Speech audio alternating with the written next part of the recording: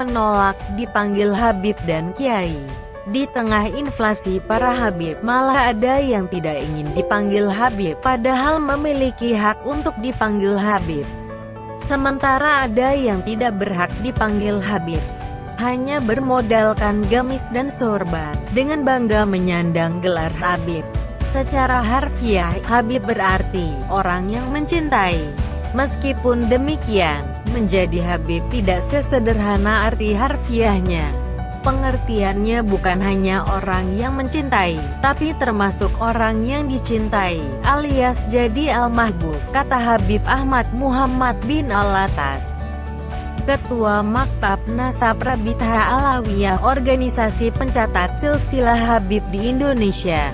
Mungkin hanya di Indonesia menjadi Habib itu begitu mudah.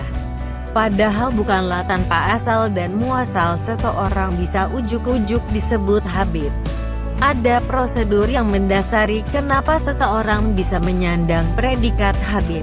Di samping itu ada pertanggungjawaban moral yang harus dipertaruhkan, terutama mewarisi akhlak dan perilaku Rasulullah SAW, yang memang sangat terpuji baik lisannya maupun adab kesantunannya. Kalau seorang Habib tidak mampu mewarisi akhlak dan perilaku Rasulullah SAW,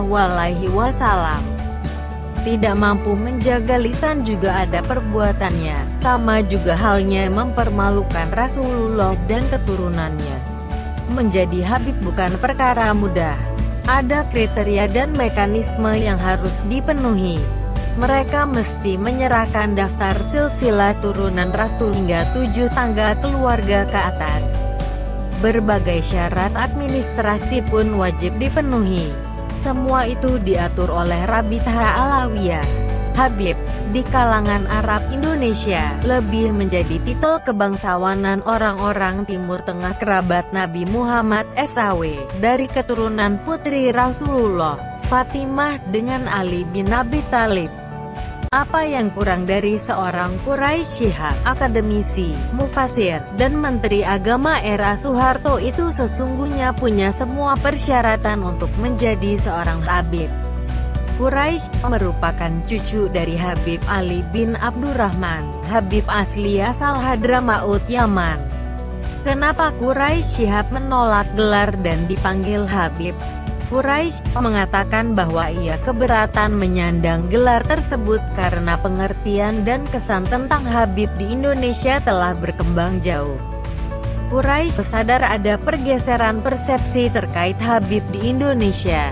Di Indonesia, Habib berkembang menjadi sebuah kesan, yakni kesan menjadi orang yang berilmu wahid dan dekat dengan Rasul.